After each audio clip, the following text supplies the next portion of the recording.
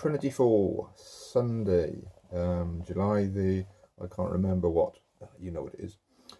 Real rest, Matthew 11, verses 16 to 19, and then 25 to 30. Some little bits of Jesus. That's what we're looking at today. Here is the news before we start. As I said before, the law has changed. It changed sort of last week, and we are allowed now to open churches for private prayer as long as you jump through all the hoops. And the biggest hoop is we've got to keep people 2 meters apart at all times.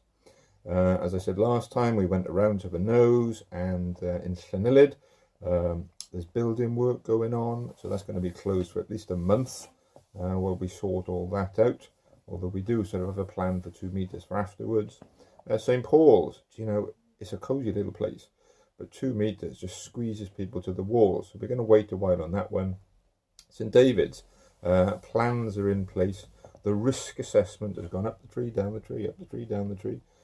So we've yet to get it passed, but hopefully the risk assessment will be passed soon, and we'll be able to let you in to come and just sit and pray and enjoy the space.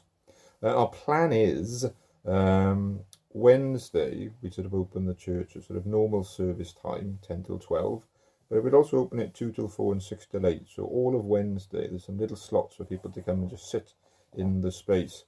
And then on Sunday we're thinking we'll open it sort of 10 until 1. So there's options for people then.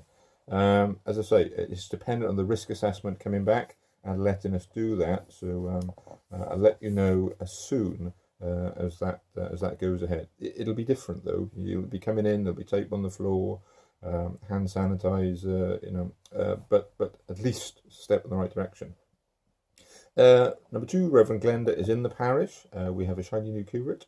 I've given her some background documents to read, asked her to make contact with some of you on the top team, but you can call her anytime. You can make contact with her at any time. She's Rev Glenda at lphparish.org.uk, so she's got one of the standard email addresses, and her phone number 07592 149 538. You can ring her on that and she'll chat to you. If she's not there, leave a message, she'll get back to you. I think she's starting up a Zoom crochet session this week on Wednesday. I've kind of kept out of that. Nobody good at crocheting and stuff. But yeah, I think she's starting that up with some of the girls. So if you're interested in crochet and you're technologically minded, so you can sort of Zoom, then give her a call. Give her a call. Money. Number 3, money. I know you might find this boring, but I just want to say thank you again every single time I gather, because you just keep putting money through the door, and it is brilliant. It is brilliant. It is keeping us going. I mean, it might feel like there's nothing going on. Why do we need to give money to the church? But we are still here. You know, we are in the background doing all the different things we do. We just can't do that Sunday stuff yet. We just can't do that Sunday stuff yet. But we've never gone away. As I said before, many ways if you do want to give. You know, keep it in a jam jar at home, or pop it through my letterbox, which a lot of you are doing. There's the standing orders. Contact the treasurer. We set a standing order up so you control the money. Church in Wales direct debit. You give money to the Church in Wales. They give it immediately back to us. And the latest, which we were planning all the time, it's just happened now, is we've got a giving page. Go to the website. It takes you to the giving page. And then you can give us some money if you want to. Also got a card reader. If you're missing going shopping, you can come around here with your card, beep beep beep, and give us some money. Bit weird, I know, but the church moves on. It always has moved on. Number 4, again, you might find this boring, but I want to say thank you for those of you that are sending me homework. Initially, you know, I thought it's going to be me doing a piece to camera, and I've got no idea what's going to happen. I might catch you in passing, but you're sending me your homework, and it's really making me think. You know, I write the questions, I got my own answers, and then you give me your answers. I'm thinking, I never thought of that. I'm going to have to go away and think about that. So for those of you giving me homework questions back, thank you so much. And we're going to continue to Zoom. No reason we should sort of stop this maybe in the future. It's going to be Tuesday. It did say it's going to be 4 o'clock, but plans have changed. That's the kind of time we're living in now, isn't it? So 3 o'clock is going to be the time. Tuesday, 3 o'clock, our Zoom coffee morning. If you've got a laptop or a tablet or a phone, and get the Zoom program, put it on there. Let me know you want to join. I'll give you the password, and yeah, we can meet up then on Tuesday, 3 o'clock. Right, today's reading, Matthew's Gospel. It's going to be read by Super Sue. Right, why is she called Super Sue? Well, her name is Sue, and I think she's super. So here is Super Sue to read us the little bits of Matthew chapter 11. Good morning. This is Matthew 11 verses 16 to 19 and 25 to 30. How can I account for this generation? The people are being like spoiled children, whining to their parents. We wanted to skip rope and you were always too tired. We wanted to talk but you were always too busy. John came fasting and they called him crazy. I came feasting and they called me a lush, a friend of the riffraff. Opinion polls don't count for much, do they? The proof of the pudding is in the eating.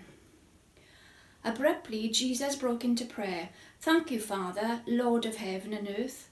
You've concealed your ways from the sophisticates and know-it-alls, but spelled them out clearly to ordinary people. Yes, Father, that's the way you like to work.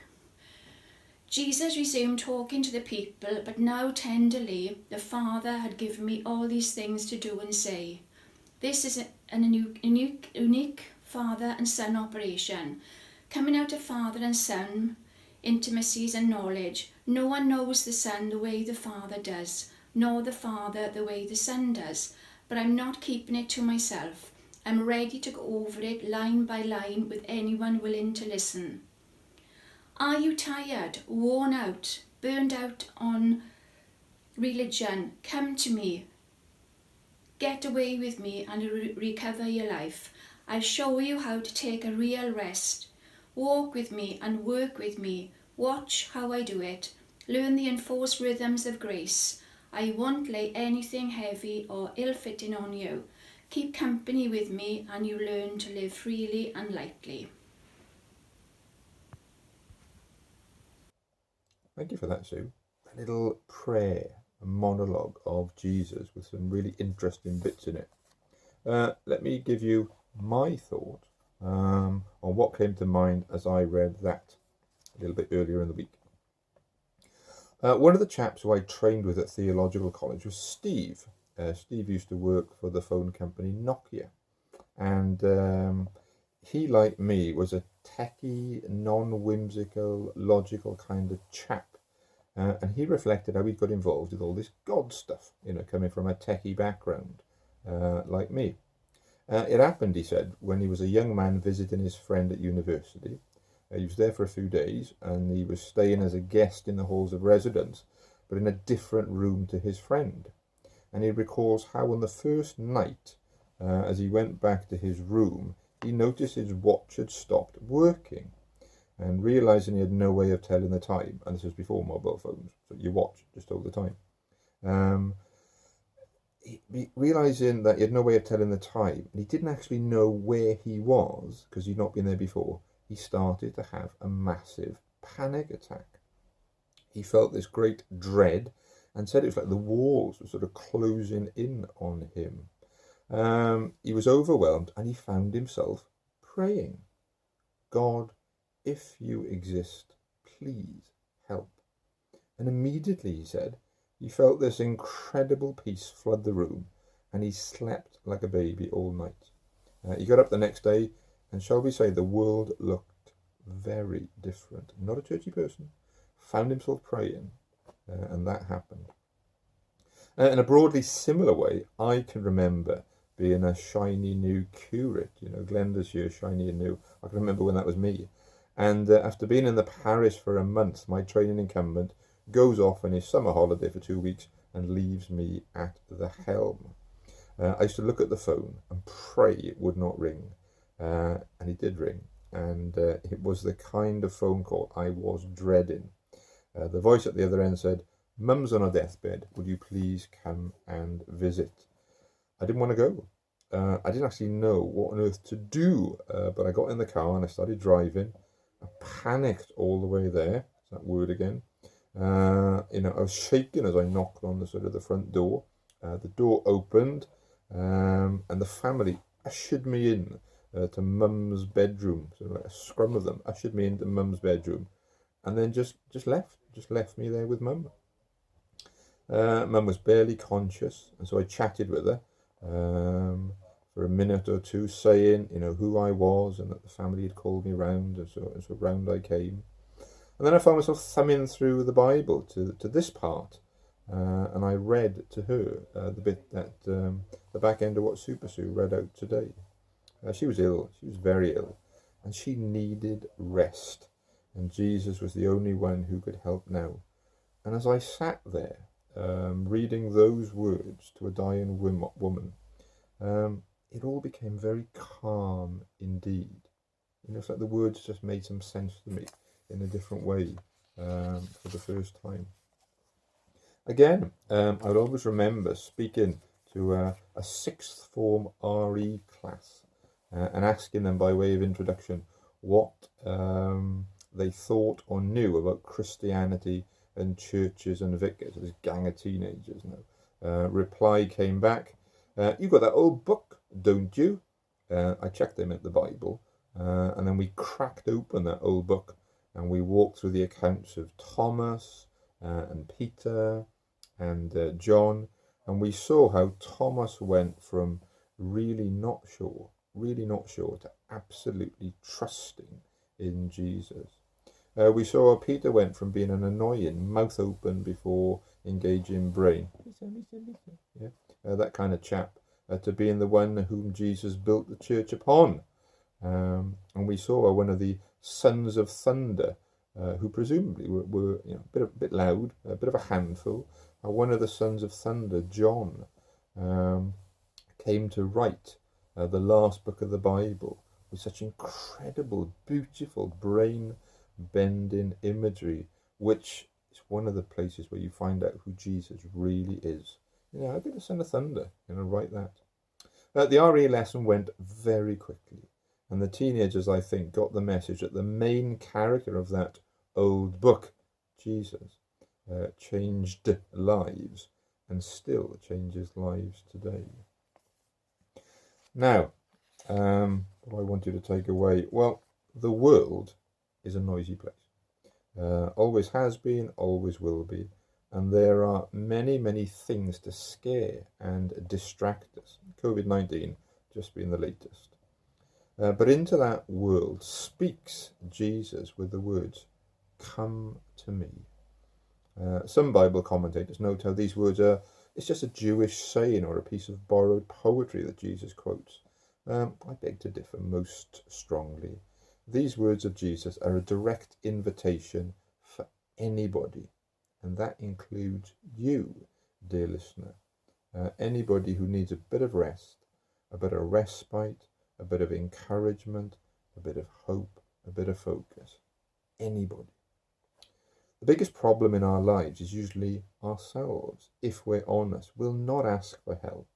We will not show weakness. We will soldier on, and we'll say things like, "Better the devil you know." I say through personal experience, if you are frazzled, just close your eyes and ask Jesus for help. He's your big brother. He knows all about you, and he will instigate the mechanisms of heaven into action to give you rest for your soul. "Come to me," says Jesus, "and I'll show you how to take a real rest." My advice? Take him up on his offer. He is not messing about. Right, questions for you. You can either fast forward this bit, or you can sort of scribble these down and send me the answers. Questions to ponder, 4 as ever. Number 1, are you tired? Are you tired? Are you tired? Explore that one. Be honest. Number 2, how have you found the changes due to lockdown on your mental health? Again, be honest. How have you found the changes due to lockdown on your mental health? I'm a techie person, but this tech is not the same as being with people, and it makes me tired, really tired. How about you? How about you? Number 3, are you any good at asking for help? Were you brought up with those who ask don't get? Or are you good at asking for help? Number 3, are you any good at asking for help? Number 4, do you believe that Jesus can give you rest for your soul?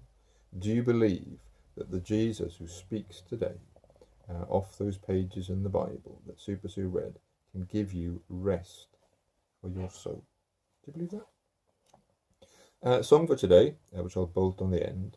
I often find myself listening to this song. It kind of puts everything back into context, and it reminds me that Jesus can do what he promises. It's just a song, but it's who the song is based on. The words of the song, I just love them. It is well, and it's by Bethel Worship. It's sort of like old words, and they put them into a new song. It is well, Bethel Worship. I love this. See what you think. For today now, let me finish with a prayer for you and for me. Hands together, close your eyes, you two boys. Dear God, thank you that you are the God who listens and hears and then does something. Thank you for these words of Jesus that promise rest in a world of unrest. Amen. Right, hopefully I will see you lot in church one of these days for private prayer. Just waiting for that risk assessment to come back and the go ahead. So keep an eye on Facebook and website and Twitter. We'll let you know when that is allowed. Do make contact with Reverend Glenda. She's part of the team now. She'd love to hear from you. Like I said, I think she's doing crocheting on Wednesday. Get in contact with her and find out about that. And then the Zoom coffee, like I said, it was going to be 4 o'clock. It's going to be 3 o'clock on Tuesday. You fancy sitting down with a coffee and just joining in the conversation, and we never know what we're going to talk about. You are more than welcome. Right, off you go, people. I will see you soon, hopefully in a church in person. Keep safe. Keep safe.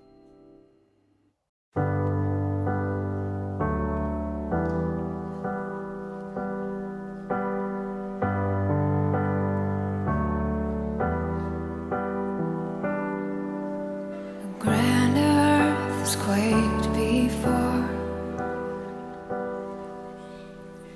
moved by the sound of his voice, and seas that are shaken and stirred can be calmed and broken for my regard. And through it all, my eyes are on you. And through it all, it is well. And through it all, my eyes are on you, and it is well with me.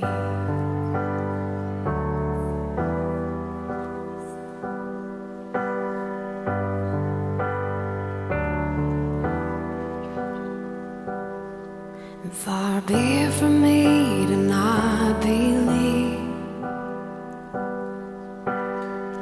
even when my eyes can't see. And this mountain that's in front of me will be thrown into the midst of the sea. And through it all, my eyes are on you. And through it all, it is well. And through it all, my eyes are on you, and it is well.